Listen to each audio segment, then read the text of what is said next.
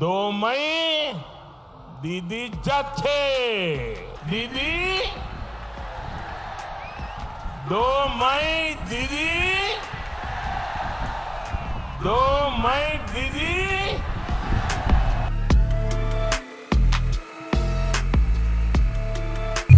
So we won more than 2-1 seat. That is a landslide victory. And BJP has lost the election, and they have played so many dirty politics, dirty tricks.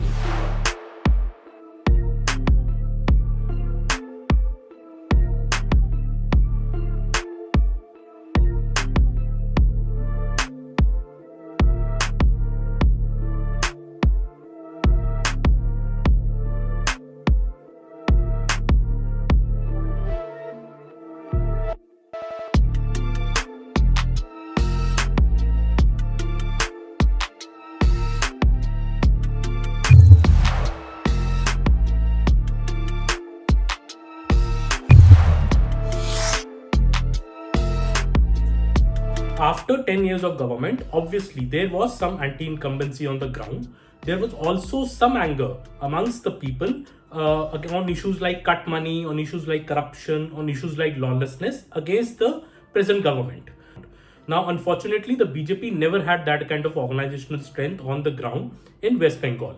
BJP did win 18 out of the 42 Lok Sabha seats in 2019 in West Bengal, which was a phenomenal performance. And they ended up having leads in nearly 121 assembly segments at that time. But that, I think, was mainly because of the Prime Minister Narendra Modi factor, and because that election was all about electing the Prime Minister. So in West Bengal also, the results were there to see, and BJP made good strides. But when it came to assembly election, the fact that the BJP did not have that organizational strength on the ground like it has in some other states like Uttar Pradesh, Madhya Pradesh, Gujarat, Bihar, was not it lacked in West Bengal, and that, I think, has shown up in the eventual results. Another thing which I felt, that BJP was very ambitious in this election. As I said, BJP had 121 assembly segment leads in 2019. It thought that if it can move into the stronghold areas of Trinamool and increase its gains to cross the 147 mark, that was the plan. But it has worked the opposite. So BJP has dropped from 121 assembly segment leads to just 77 seats this time. That's a drop by almost 30%, which is a big setback for the BJP. Now, BJP is saying that it has risen from 3 seats in 2016 to 77 seats in 2019, a 25 times rise. But I'm sure inside the BJP at the top level, there is a lot of disappointment that it could not sustain on to its performance of 2019 Lok Sabha elections and not build upon it. Sitalkuchi, the incident where 4 Muslim boys died in firing by the central forces, was used by the Trinamool Congress to send a message to the Muslims that, look, the TMC is your only savior, and if you don't vote for us unitedly, the BJP will come to power. Mamata Banerjee, after the Sitalkuchi incident, in fact, mailed to Malda, Murshidabad, Dinajpur districts, the 3 big districts in Bengal with high Muslim proportion of population, and camped there for nearly a week. And even told the people as much that if I have to come to power, I need to win Malda, Murshidabad and Dinajpur.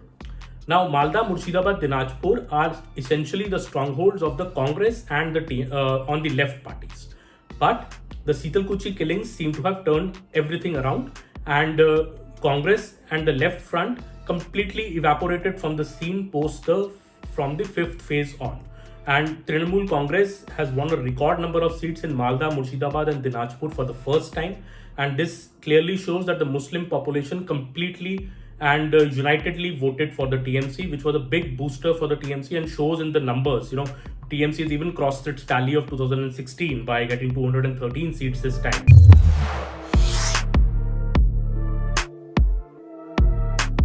Another major factor, I think, was the woman voter.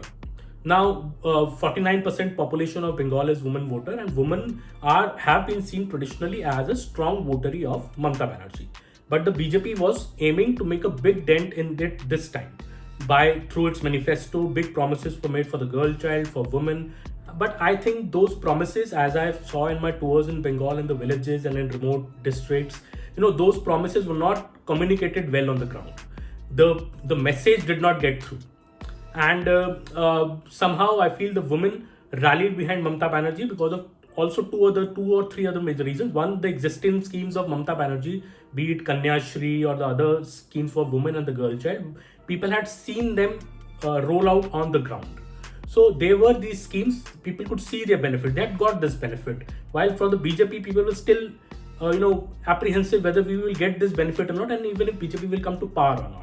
One was the impact of these schemes. Second, I think Mamata Banerjee's injury on March 10th in Nandigram, her image on this wheelchair, and how TMC projected that the fighter Didi of Mamata Banerjee was now under attack from all sides, from the election commission, from the big top men of the BJP coming from Delhi and lambasting her.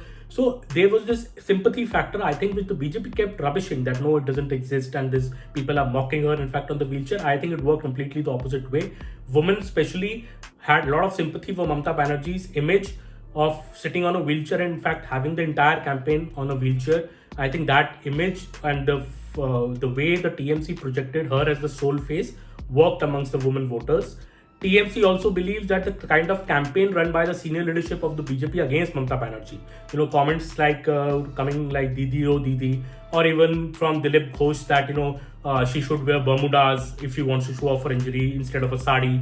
These kind of comments, the TMC believes, worked completely against the BJP and rallied the women voters in favor of Mamata Banerjee, because Bengal is a state where admonishing a woman or trying to put down a woman is not taken kindly. That is what the TMC's belief is, and it seems to have worked on the ground totally in the favor of Mamata Banerjee.